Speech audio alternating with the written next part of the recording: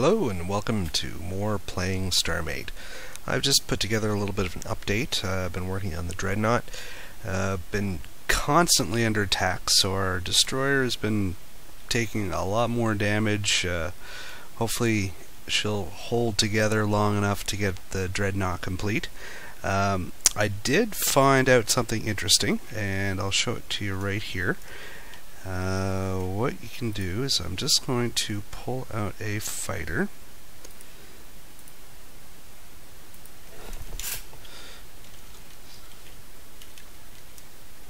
I'm going to call it a sentry here because we're going to automate it. There it is. Now I gotta just make sure I have an AI core on me, and I do. So you can automate little fighters. They do work well. They maneuver around and they'll fight enemies just like the AI. And quite frankly, it works quite well. The only problem that you can run into is if they're continuing to fight the enemy and they fly far away, you may sort of lose track of them. So I was testing it out on the experimental core fighter that I had. I just threw an AI on it, and I was turned it on, and was continuing to work on the Dreadnought. And well, some enemies attacked at one point, and it went and fought them. Worked quite well. Of course, unfortunately, it's flown far enough away that I have no idea where it is at this point. So I'm just going to spawn another fighter here. Oh, here we go. So we're going to pop down an AI core in here. Am I? There we go. I'm just going to end up breaking it, aren't I?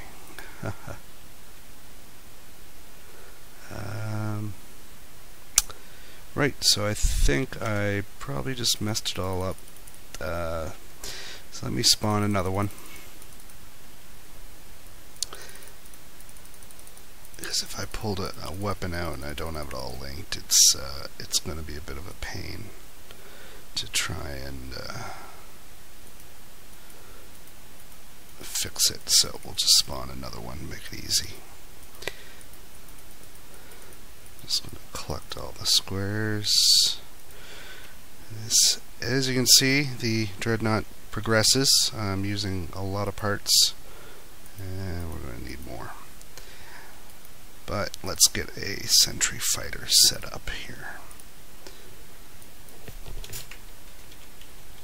There we go. Alright. So, getting into the cockpit. I'm putting down an AI. Actually, I'm not going to hang around. So it's going to be any. We want it to target anyone, and we just leave it as ship type. Activate it, and that is literally all there is to it. If an enemy comes within range, it will start flying after them and attacking them. I expect I'll probably lose that fighter, though. That's one of the downsides is they will keep flying and away from you.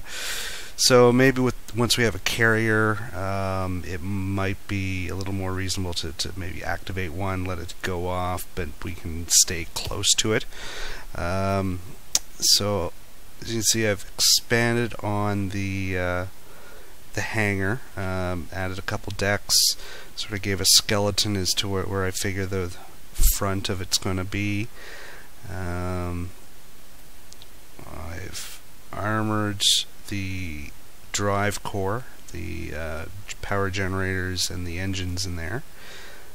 I can show you a little bit what's going on inside.